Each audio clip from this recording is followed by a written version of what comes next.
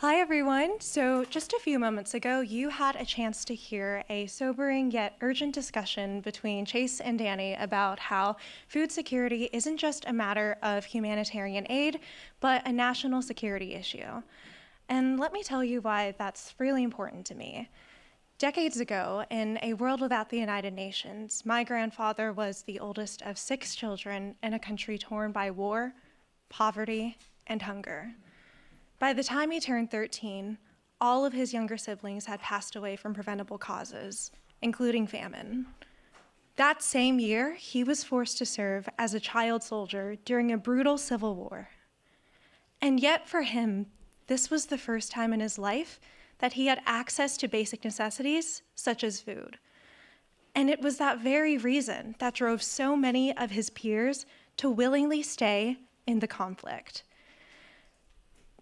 Hunger doesn't just weaken bodies, it weakens states, it feeds unrest, and it fuels conflict. There is no better way to create disruption and to radicalize populations than by exploiting people's desperation. It's something that my family experienced firsthand, but on the other side of the conversation is something different. Decades later, in a world where we have organizations like the World Food Program that feeds millions of our world's hungriest people every single year, is a different side of the story. Energy, creativity, a new kind of power. Even in what feels like a world full of chaos, we're finding hope in spaces like the Zero Hunger Generation, which is World Food Program USA's youth movement to end world hunger.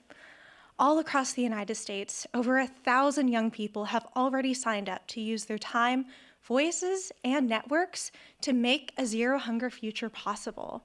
Whether it's writing to their members of Congress, volunteering locally, or building their communities to act upon WFP's life-saving work, young people everywhere are pitching in what they can to make a zero hunger tomorrow a reality, starting today. They are proof that food is more than just fuel or politics. Food is a movement, and movements are built by people, especially young people, who are bold enough to believe that the world can be different. Different enough for justice, different enough to speak out, different enough to show up. But igniting change isn't just about speaking truth to power. It's also about putting power in the truth. And that's why I want to challenge all of you to join the Zero Hunger Generation by scanning the QR code on our screens or by heading to wfpusa.org/ZHG.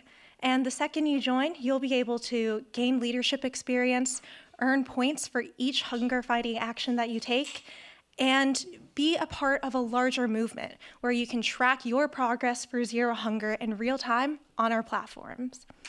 Now, in just a few moments, you're going to hear from a panel of changemakers, chefs, and innovators who have spent their entire lives as young Americans working to make zero hunger a reality.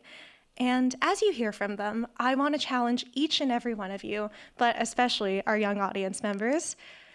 As you listen, think about, what if your next post wasn't just an aesthetic, but a spark? What if your next recipe fed more than just your followers? And what if your platform, your story, your voice could play a part in solving our world's most solvable issue with the Zero Hunger Generation? Thank you, and welcome to the table. Thank you, Cynthia. Thank you for giving us hope. That was amazing.